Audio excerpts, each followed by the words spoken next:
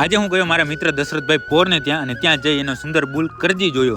જય માતાજી મિત્રો. અત્યારે હું તો અમદાવાદ ને અહીંયા મેં કઈ જોયું નતું, એટલે ખોલી લીધો મેપ. રસ્તો મેપ ની અંદર જોઈ, ગાડી લઈને હું ત્યાંથી નીકળી ગયો અને સીધો પહોંચી ગયો અમદાવાદ થી થોડા બારે જોગમાયા ગૌશાળાએ પહોંચી આવી ગયો. ગૌશાળા ની અંદર આવતાની સાથે જ આપણા મિત્ર દશરથભાઈ આપણે મળી ગયા અને કરી લીધા. અને રામ અત્યારે સમય સાંજ નો હતો, થોડી વારમાં જ અંધારું થઈ જાય એમ હતું, એટલે પેલા ગયા ગૌશાળા ની અંદર ગાયો જોવા માટે. અમે જેવા ગૌશાળા ની અંદર ગયા ત્યાં સૌ પ્રથમ આપણે કરજી દેખાઈ ગયો. સુંદર કરજી જોયા બાદ મેં જોઈ સુંદર કાબેર ને કે જેનું દૂધ ખૂબ સારું છે. હવે જોયું આપણે ઢેલિયા ને કે જે સાઈડ ના વાડા ની અંદર પૂરેલો હતો. બીજી ગાયોને પછી આપણે થોડી કાઢી બારે, કારણ કે દેખાય બરાબર તો વ્યવસ્થિત બધી જ ગાયોને જોઈ. એ બધીમાં આ એક રાવતિયાની પણ હતી. ત્યાં આખલા અને ગાયોને જોઈને પછી આવી ગયા તમે શેડ ની અંદર. અહીંયા ગાયોની દોવાઈ ચાલુ હતી. અહીંયા બે ગાયો ખૂબ સુંદર ની સાથે પર્સનલી મને ખૂબ પસંદ હતી. શેડ ની અંદર દૂધની બધી ગાયો જોઈને અમે આવી ગયા બારે, અને બારે આવતાની સાથે જ મને વરી કરજી દેખાઈ ગયો, અને એક અલગ સ્વરૂપ ની અંદર. કરજીનો અલગ સ્વરૂપ જોવા માટે હું થોડો એની પાસે આવી ગયો, અને પાસે આવીને મેં આરામથી કરજીને જોયો. ત્યારે થોડો દૂર ઉભો હતો, પણ હવે પાસેથી આરામથી જોયો. ત્યાં ભાઈ દશરથ મારી બાજુમાં આવી ગયા, અને મને કેવા લાગ્યા કે કરજીની તમે આંખ જુઓ. મેં મારી 35 વર્ષની લાઈફ ની અંદર આવી આંખ ક્યારેય જોઈ નથી. આ બાજુ ગાયની દોવાઈ પૂરી થઈ, વાસુડા બધા ધાવીને આવી ગયા હતા ધીમે ધીમે બારે. પછી દશરથભાઈ મહેમાનગતિ કરવા માટે દૂધનો લોટો ભરીને આવી ગયા મારી પાસે, ને મને ભરી દીધો દૂધનો વાટકો. હું કઠણ થઈ ભાઈનો ભાવ સ્વીકારીને પી ગયો દૂધનો વાટકો. પણ કુલદીપભાઈ ફસાઈ ગયા, કારણ કે એ દૂધ ક્યારેય પીતા નથી. અમે બંને થઈને ઘરના માણસોને વાટકો તો લેવરાયો. અમે બધાએ ગાયના દૂધડાનો સ્વીકાર કરીને પછી અમે બંને ભાઈઓએ થોડી વાતચીત કરી ઇન્ડિયન કેટલ શો વિશે, કારણ કે ઇન્ડિયન કેટલ શો ની કમિટીમાં ભાઈ મંત્રી છે. જોગમાયા ગૌશાળાની ગાયો જોઈને ખૂબ આનંદ થયો, ભાઈને મળીને ખૂબ આનંદ થયો, ને હવે મારે જવાનો સમય થઈ ગયો હતો. તો ભલે મિત્રો ઘણા દિવસ પછી આજનો આ દિવસ પૂરો, આજનો વ્લોગ પૂરો. લાઈક કોમેન્ટ શેર કરવાનું ભૂલતા નહીં.